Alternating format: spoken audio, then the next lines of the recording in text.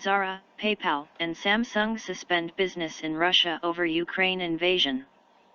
Zara, PayPal, and Samsung are the latest international firms to suspend trading in Russia after it invaded Ukraine. The clothes retailer's owner, Inditex, will shut all 502 stores of its 8 brands, including Bershka, Stradivarius, and Oysho, from Sunday. Payment giant PayPal cited violent military aggression in Ukraine as the home news sport more menu business market data new economy new tech economy companies entrepreneurship Getty Images reason to shut down its services.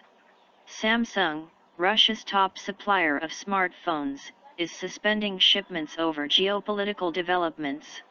Other global brands, including Apple, H&M, and IKEA, have already stopped selling in Russia. The clothes store closures are expected to hit more than 9,000 of Inditex's employees who work in Russia.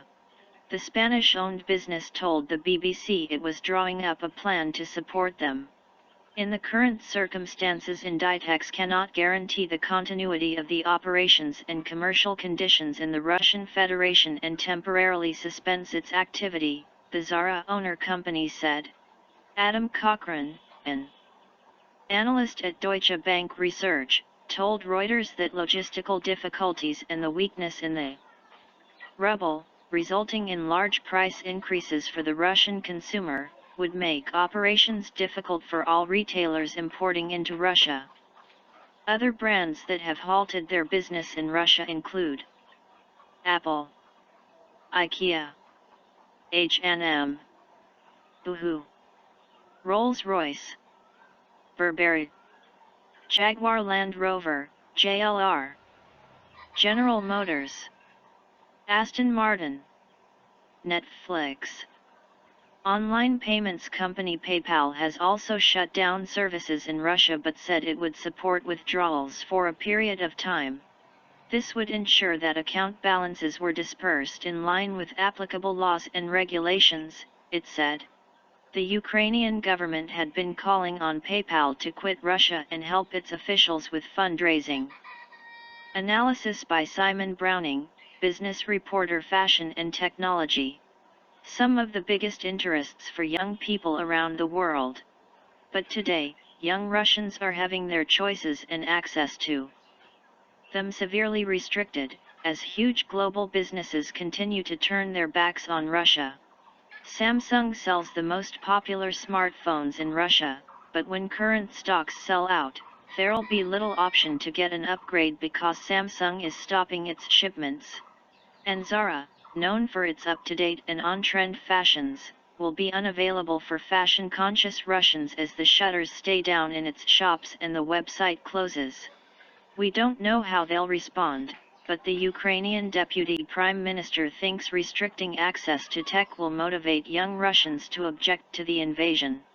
And as more Western retailers close, what reasons are these business owners giving to their Russian employees about the reasons? Samsung, the leading supplier of smartphones in Russia ahead of Xiaomi and Apple, will suspend shipments to the country. It is unclear whether Samsung's shops will close. Reports suggest that Ukraine's Vice Prime Minister, Mikhailo Fedorov, who is responsible for digital operations, wrote to Samsung's vice chairman to urge them to temporarily cease supplying services and products to Russia. We believe that such actions will motivate the youth and active population of Russia to proactively stop the disgraceful military aggression, Mr. Fedorov said in the letter posted on his Twitter account on Friday. In a statement, the South Korean company said it would continue to actively monitor the complex situation to determine its next steps. In other developments, Russia's national airline, Aeroflot, has cancelled nearly all international flights from March 8, because of what it called additional circumstances impeding its operations. Domestic routes and flights to neighboring Belarus will continue unchanged, the airline said.